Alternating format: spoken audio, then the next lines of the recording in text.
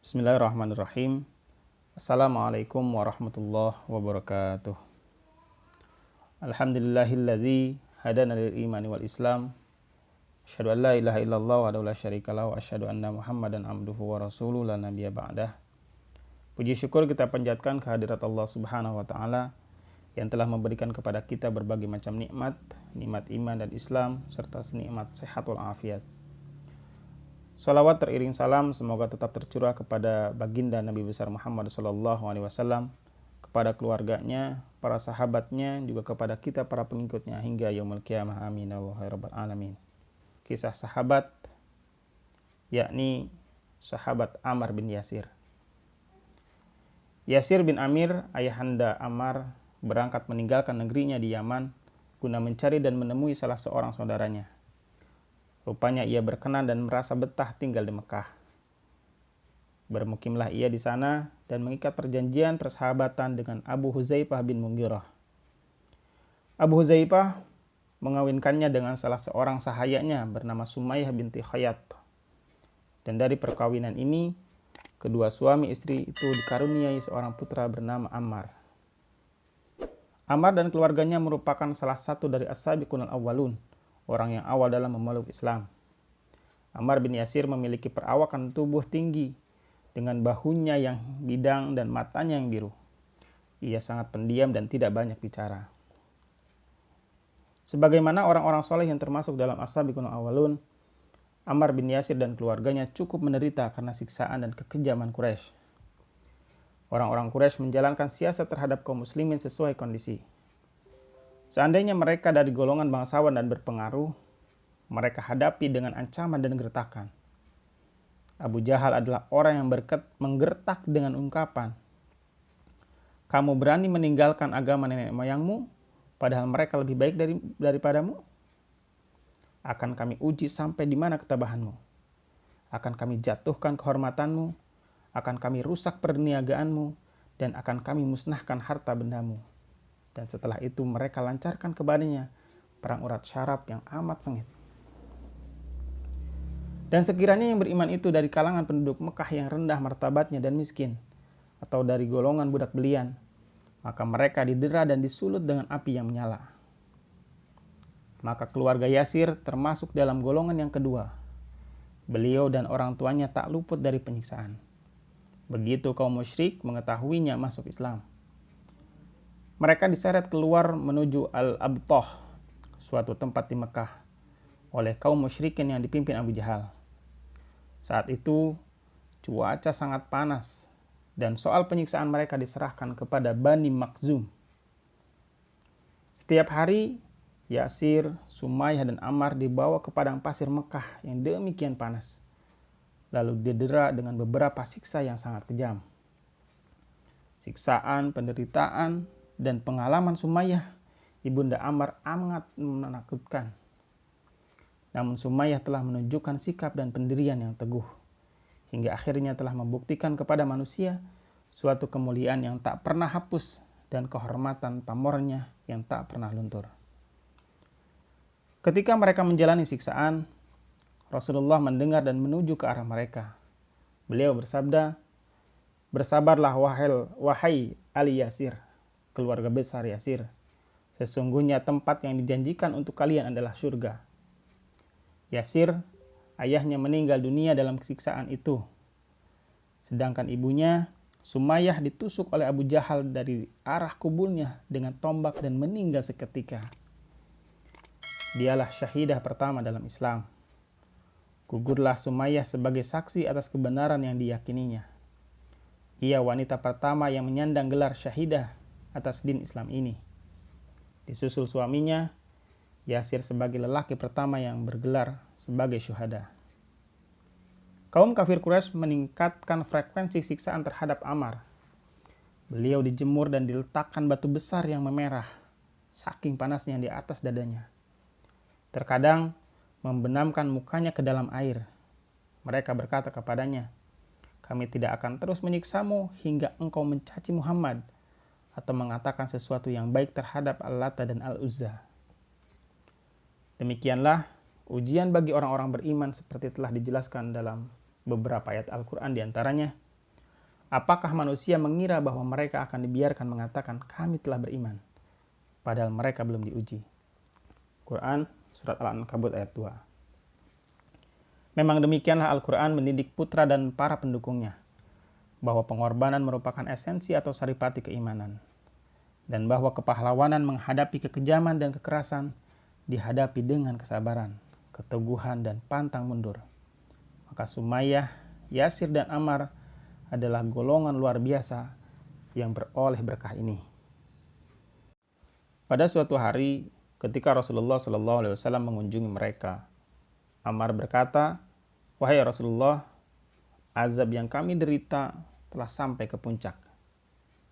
Siksaan yang dialami Ammar dilukiskan oleh kawan-kawannya dalam beberapa riwayat. Berkata Ammar bin Hakam, Ammar itu disiksa sampai-sampai ia tak menyadari apa yang diucapkannya. Ammar bin Maimun melukiskan, orang-orang musyrik membakar Ammar bin Yasir dengan api. Maka Rasulullah SAW lewat di tempatnya, memegang kepalanya dengan tangan beliau sambil bersabda, "Wahai api, jadilah kamu dingin di tubuh Ammar, sebagaimana dulu kamu juga dingin di tubuh Ibrahim." Bagaimanapun juga, semua bencana itu tidaklah dapat menekan jiwa Ammar.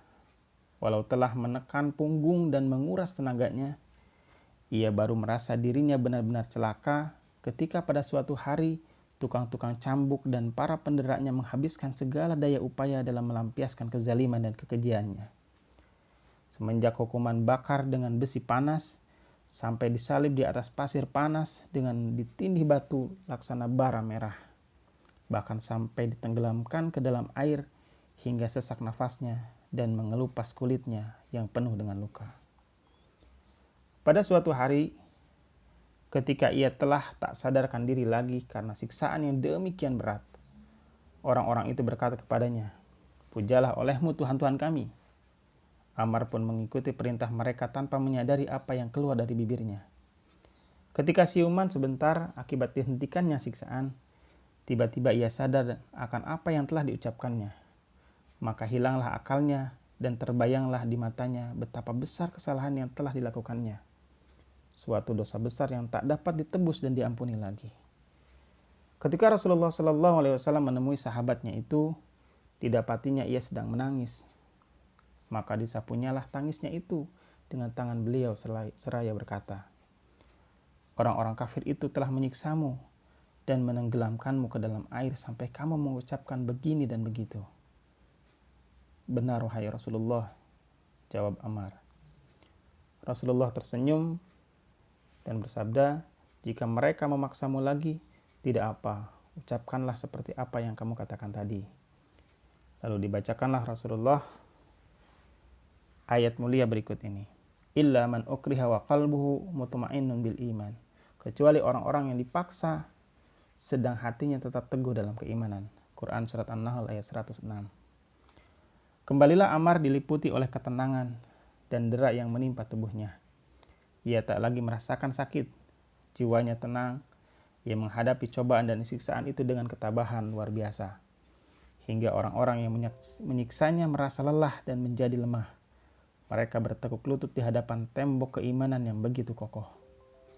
Setelah Rasulullah ke Madinah, kaum muslimin tinggal bersama beliau dan bermukim di sana. Secepatnya masyarakat Islam terbentuk dan menyempurnakan barisannya. Maka di tengah-tengah masyarakat Islam yang beriman ini, Ammar pun mendapatkan kedudukan yang tinggi. Rasulullah amat sayang kepadanya dan beliau sering membanggakan keimanan dan ketakwaan Ammar kepada para sahabat. Rasulullah bersabda, "Diri Ammar dipenuhi keimanan sampai ke tulang punggungnya." Dan sewaktu terjadi selisih paham antara Khalid bin Walid dengan Ammar, Rasulullah SAW bersabda, "Siapa yang memusuhi Ammar, maka ia akan dimusuhi oleh Allah. Dan siapa yang membenci Ammar, maka ia akan dibenci Allah." Maka tak ada pilihan bagi Khalid bin Walid pahlawan Islam itu selain segera mendatangi Ammar untuk mengakui kekhilafannya dan meminta maaf. Jika Rasulullah SAW telah menyatakan kesayangannya terhadap seorang muslim sedemikian rupa, pastilah keimanan orang itu, kecintaan dan jasanya terhadap Islam, kebesaran jiwanya dan ketulusan hati, serta keluhuran budinya telah mencapai batas dan puncak kesempurnaan. Demikian halnya Ammar. Berkat nikmat dan petunjuknya, Allah telah memberikan kepada Ammar ganjaran setimpal dan menilai takaran kebaikannya secara penuh.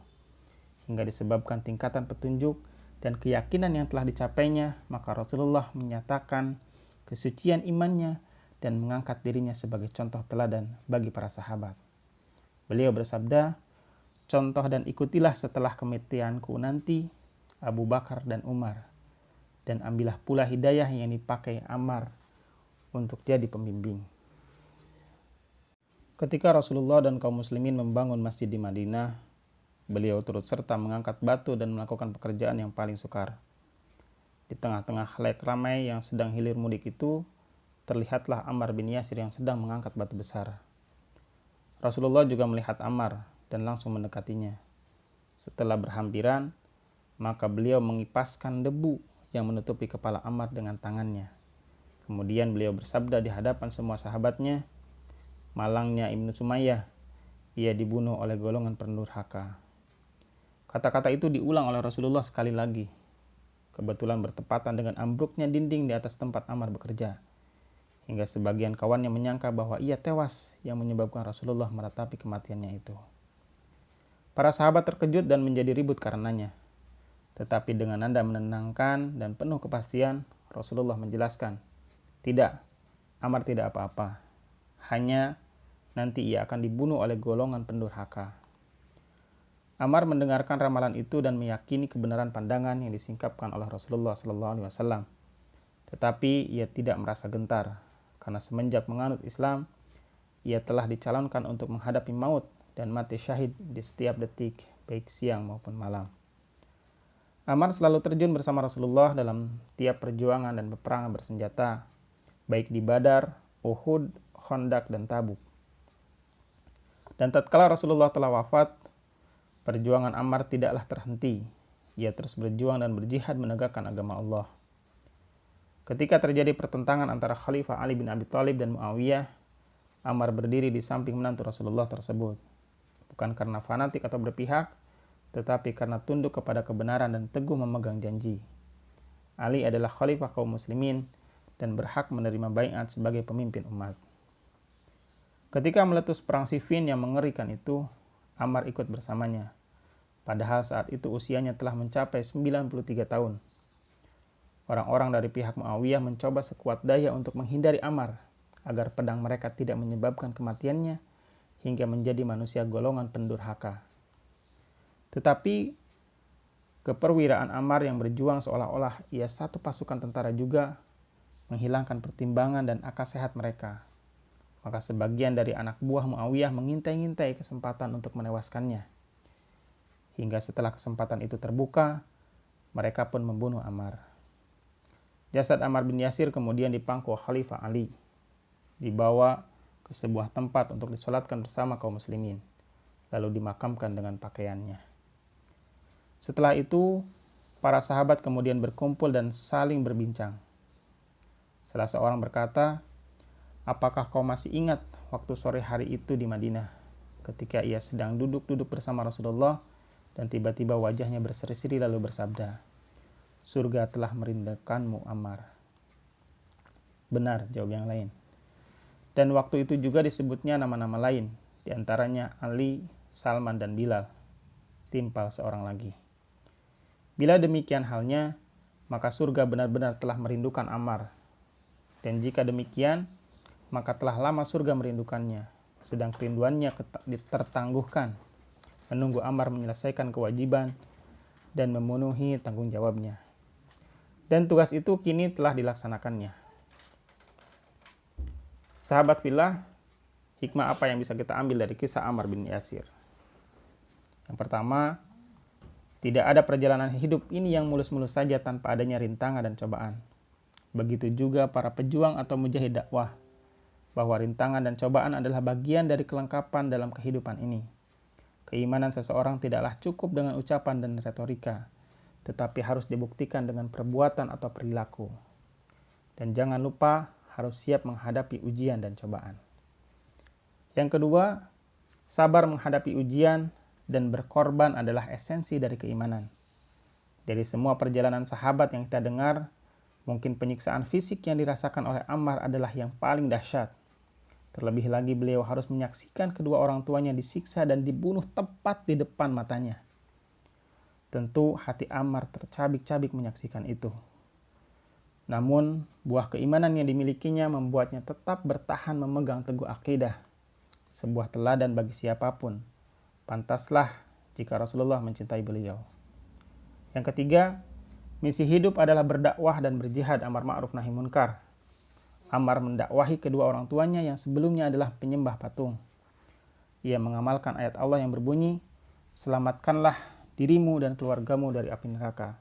Qu anfusakum wa ahlikum nara." Ammar bahagia rasanya jika keluarga yang kita cintai di dunia akan dikumpulkan pula oleh Allah di surganya. Bagi kita, menjadi PR bersama untuk memastikan keluarga kita selamat dari api neraka. Yang keempat, pengorbanan mulia yang dahsyat ini tak ubahnya seperti sebuah keniscayaan yang akan menjamin teguhnya akidah dan keyakinan yang tak akan pernah lapuk. Ia juga menjadi contoh teladan yang akan mengisi hati orang-orang beriman dengan rasa empati, kebanggaan, dan kasih sayang. Ia adalah menara yang akan menjadi pedoman bagi generasi-generasi mendatang untuk mencapai hakikat agama, kebenaran, dan kebesarannya. Demikianlah sahabat, kisah hikmah yang bisa kita ambil dari sahabat Ammar bin Yasir. Semoga kita bisa meneladaninya. Terima kasih. Assalamualaikum warahmatullahi wabarakatuh.